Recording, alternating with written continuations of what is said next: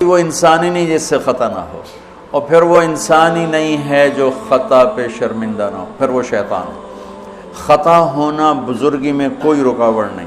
صحابہ کی خطاؤں کو اللہ نے قرآن میں ذکر کیا، صحابہ سے ہر بڑے سے بڑی خطا ہوئی، اس میں ایک پیغام تھا کہ اتنے بڑے مقام والے سے بھی خطا ہو سکتی ہے اور اللہ کے تعلق میں کوئی کمی نہیں آ سکتی۔ توبہ۔ ماعز اسلمی کو پتھر پڑ رہے تھے جب وہ حد لگ رہی تھی، تو دو آدمی آپس میں باتیں کر رہے تھے، دیکھو اچھا بھلا اس پر پردہ ڈال دیا تھا اللہ کے نبی نے، یہ خود ہی اپنے آپ کو ذلیل کر کے آ گیا۔ تو جب وہ ان کا انتقال ہو گیا اور وہاں سے واپس ہوئے تو راستے میں ایک گدھا مرا پڑا تھا، تو آپ نے کہا ان دو آدمیوں کو بلاؤ، وہ دونوں آ گئے۔ آپ نے فرمایا اس کا بیٹھ کے گوشت کھاؤ۔ یا رسول اللہ، یہ آپ کیا فرما رہے ہیں؟ ناپاک، حرام، مردار۔ کہ ابھی جو تم نے ماعز کا گوشت کھایا اس سے زیادہ ناپاک تم نے کھایا۔ کہ تم اس کی غیبت کر رہے، اور میں محمد مصطفیٰ اللہ کی قسم کھا کے کہتا ہوں میں اسے دیکھ رہا ہوں جنت کی نہروں میں نہاتا پھر رہا ہوں۔ گناہ ہونا انسانی اللہ اور بندے کے تعلق میں رکاوٹ تب بنتا ہے جب اصرار ہو، کرتا ہی جائے کرتا ہی جائے۔ اس لیے کبھی کسی کے گناہ پر اس کو حقیر نہ سمجھو، ہاتھ جوڑتا ہوں، کسی کو حقیر، کسی سے نفرت نہ، اپنی نیکی کے تکبر سے بچو۔ اللہ کی قسم، نیکی کا تکبر پیسے کے تکبر سے بھی زیادہ خوفناک ہے۔ ہم ایسے، ہم ایسے، تم ایسے، تم ایسے۔ اور امرأہ غامدیہ رضی اللہ تعالیٰ عنہا سے برائی ہو گئی، حاملہ ہو گئیں، اور ان پر قربان جائیں سبحان اللہ کے نبی کے پاس آئیں، میں ماعز کی طرح نہیں ہوں کہ آپ کہیں جا تو نے کوئی نہیں کیا، میں حاملہ ہوں زنا سے، مجھے پاک کریں۔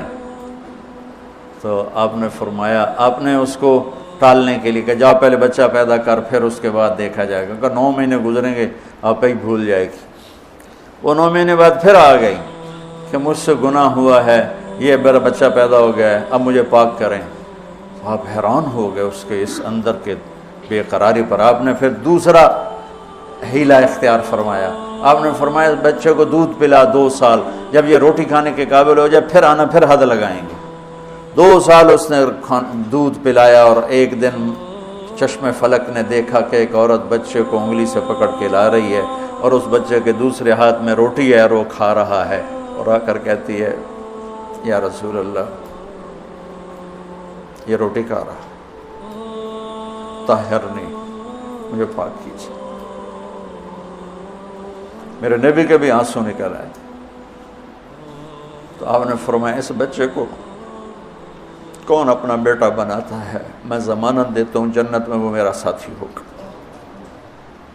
تو ایک انصاری صحابی نے اٹھ کر کہا یا رسول اللہ میں اس کو اپنا بیٹا بناتا ہوں۔ اتنی بڑی بڑی ہستیوں سے گناہ ہو جاتے ہیں، لیکن ہم کہتے ہیں یا موسیٰ یا فرعون۔ وہ جو ایک احمقانہ شعر ہے، دورنگی چھوڑ دے یا کرنگ ہو جا، سراسر موم ہو یا سنگ ہو جا، کسی بیوقوف شاعر نے یہ شعر کہا۔ تو ان پر حد لگی تو خون کا کہ چھینٹے حضرت خالد پر جا کے پڑے، تو انہوں نے کو 2-4 لفظ سخت کہہ دیا۔ آپ نے فرمایا خالد ایسا مت کہو، اس بچی نے وہ توبہ کی ہے پورے مدینے پہ تقسیم کروں سب کی بخشش ہو جائے۔ انہو من یتق، بڑے سے بڑے سے بھی ہو جاتا ہے۔ سارعوا الی مغفرۃ من ربکم وجنۃ عرضها السماوات والارض اعدت، بولو للمتقین۔ ٹھیک، کون ہیں؟